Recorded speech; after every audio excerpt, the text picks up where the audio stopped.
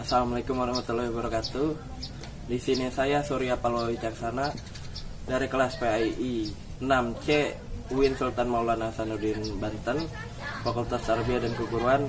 Di sini saya akan menerangkan tentang pengembangan pembelajaran di madrasah, yaitu yang meliputi pengertian, tujuan, manfaat, landasan hukum, fungsi, model-model, ruang lingkup pengembangan pembelajaran, masalah dan solusinya, dan proses pengembangan pembelajaran. Yang pertama ini pengertian pengembangan pembelajaran. Pengertian pengembangan pembelajaran ini yaitu serangkaian proses yang dilakukan untuk menghasilkan suatu sistem pembelajaran. Yang kedua ini landasan hukum. Landasan hukum ini berdasarkan Undang-Undang RI Nomor 20 Tahun 2003 tentang Sistem Pendidikan Nasional. Selanjutnya PP Nomor 9 PP Republik Indonesia Nomor 19 Tahun 2005 tentang Standar Pendidikan Nasional Indonesia. Selanjutnya Peraturan Menteri Agama Republik Indonesia Nomor 90 Tahun 2013 tentang penyelenggaraan pendidikan di madrasah dan undang-undang yang mendukung pengembangan pembelajaran di madrasah lainnya. Adapun tujuan dari pengembangan pembelajaran madrasah, yang pertama, memberikan bekal kemampuan dasar terhadap peserta didik untuk meningkatkan kehidupannya sebagai pribadi yang beriman, bertakwa, serta berakhlak mulia. Yang kedua, agar menjadi warga negara yang berkepribadian, percaya pada diri sendiri, sehat jasmani, serta rohani. Yang ketiga, membina peserta didik agar menjadi warga negara agar memiliki pengalaman, pengetahuan, keterampilan ibadah, serta sikap terpuji yang akan berguna untuk kehidupan pribadinya. Dan yang terakhir, mempersiapkan peserta didik untuk mengikuti lanjutan madrasah selanjutnya. Yang selanjutnya yaitu manfaat pengembangan pembelajaran. Dalam bukunya Sanjaya mengungkapkan mengenai manfaat pengembangan pembelajaran sebagai berikut. Yang pertama, arah dan tujuan pembelajaran dapat direncanakan dengan jelas.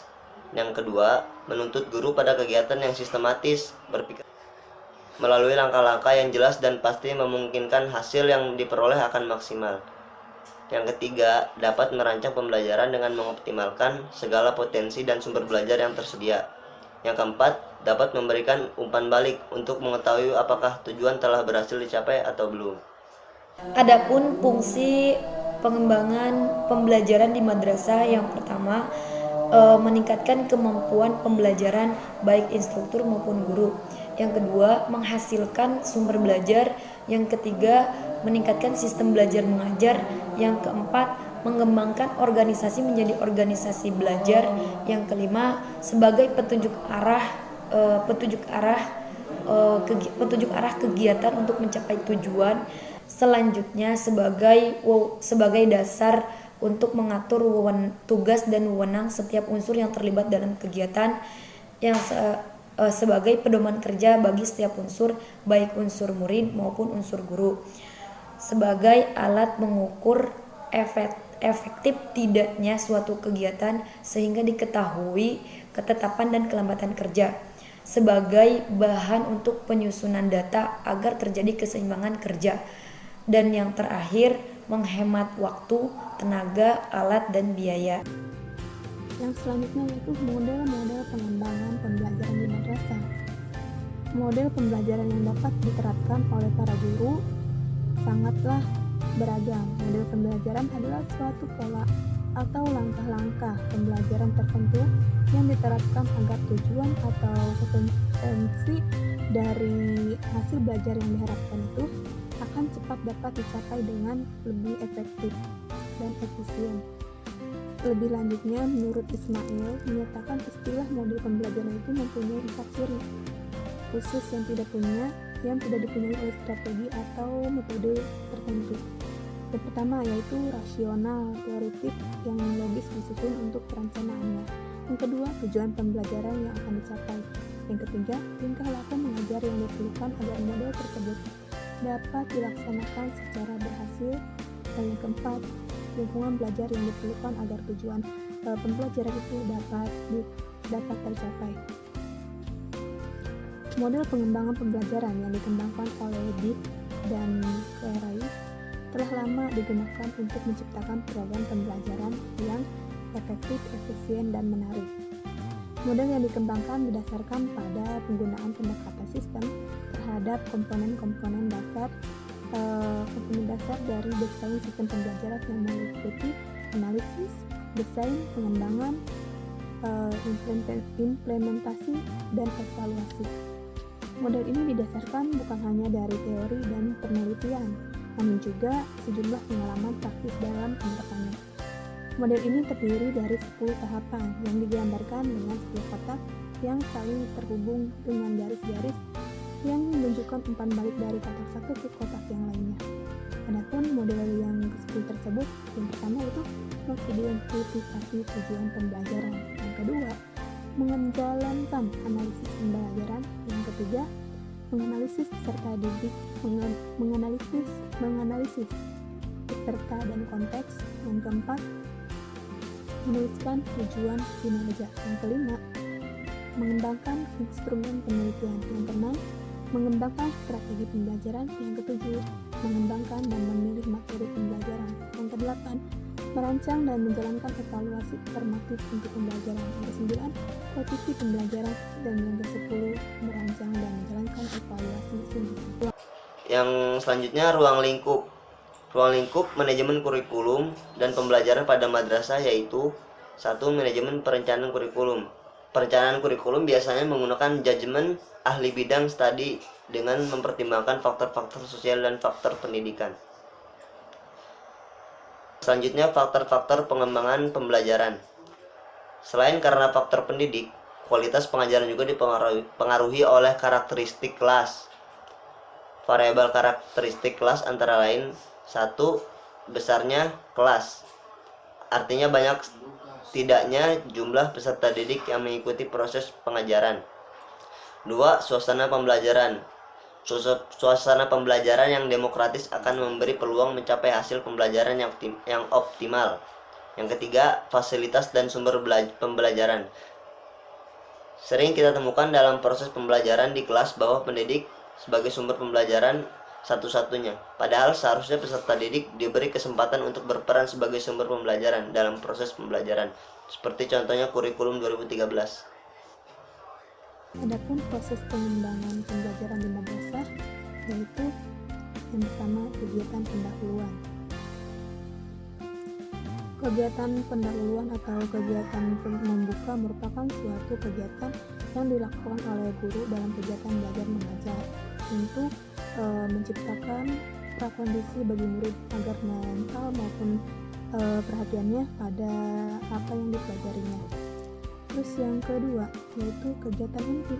Dalam kegiatan inti ini yaitu pelaksanaan proses pembelajaran untuk mencapai kompetensi dasar yang dilakukan secara interaktif, inspirasi, menyenangkan, menantang, memotivasi peserta didik agar berpartisipasi aktif, serta memberikan ruang yang cukup bagi peserta didik. Yang ketiga itu kegiatan penutup. Dalam kegiatan penutup ini proses pembelajaran merupakan kegiatan yang dilakukan untuk mengikuti aktivitas pembelajaran yang dapat dilakukan dalam bentuk rangkuman atau kesimpulan. Selanjutnya yaitu masalah dan solusi. Masalahnya di sini yaitu masih banyak guru di madrasah yang menggunakan metode yang monoton, yaitu metode ceramah, sehingga kurangnya pemahaman dari siswa untuk memahami pembelajaran atau materi tersebut.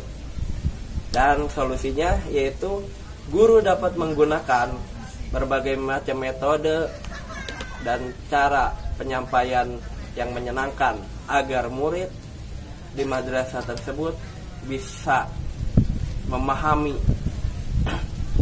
pembelajaran atau materi yang telah diberikan oleh guru tersebut dengan baik dan menyenangkan. Selanjutnya yaitu masalah dan solusi mengenai pengembangan pembelajaran di madrasah.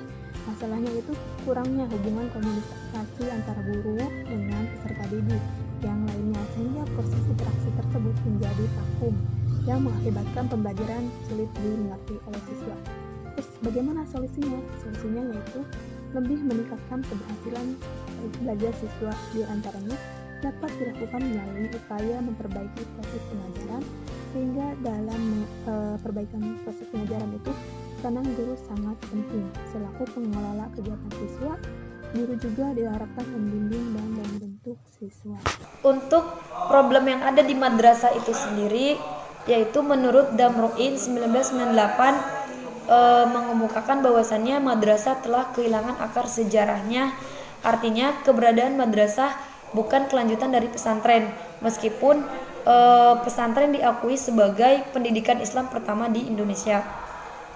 Terdapat dualisme pemaknaan madrasah, yaitu di mana di satu sisi madrasah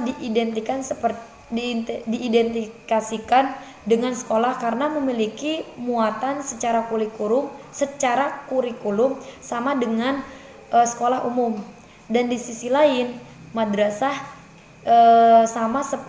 diidentikan sama seperti pesantren dengan sistem klasikal yang kemudian disebut dengan madrasah diniyah.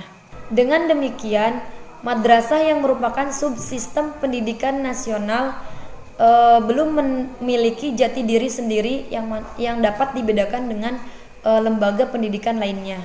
Dan permasalahan selanjutnya yaitu akibat dari pensejajaran antara madrasah dan umum yang mengakibatkan berkurangnya proporsi materi pendidikan agama di madrasah yang berawal 60% materi agama dan 40% materi umum menjadi 30% materi agama dan 70% materi umum. Ini mengakibatkan dirasa oleh madrasah itu sendiri merupakan tantangan melemahkan eksistensi pendidikan agama Islam, yang kemudian timbullah beberapa permasalahan di antara berkurangnya muatan materi pendidikan agama pada madrasah. Hal ini dilihat sebagai upaya pendangkalan agama pada peserta didik di mana karena muatan kurikulum agama sebelum SKB yang mana belum dikurangi ketika muatan materi di madrasah belum dikurangi, itu pun dirasa belum mampu mencetak muslim yang sejati, apalagi dengan ada pengurangan muatan materi agama untuk pensejajaran antara madrasah dengan sekolah, yang mengakibatkan tamatan madrasah serba tanggung, pengetahuan agamanya tidak mendalam, serta pengetahuan umumnya pun juga rendah. Lalu, apakah solusi untuk problematika di madrasah yang dihadapi oleh madrasah itu sendiri? Yang pertama, harus adanya keseriusan semua pihak terkait dengan penyelenggaraan pendidikan ini, di mana harus adanya perhatian sarana penunjang pendidikan yang dibutuhkan anak didik di sekolah, di antaranya rasio kebutuhan buku paket atau buku pegangan siswa, serta laboratorium pendidikan, serta sarana pendukung lainnya seperti perpustakaan yang memang masih minim di lembaga pendidikan madrasah dibanding dengan lembaga pendidikan umum. Yang kedua, merancang pola rekrutmen guru dalam rangka menyediakan tenaga guru yang memenuhi standarisasi, kualifikasi, dan kompetensi di bidang pendidikan serta berdedikasi tinggi.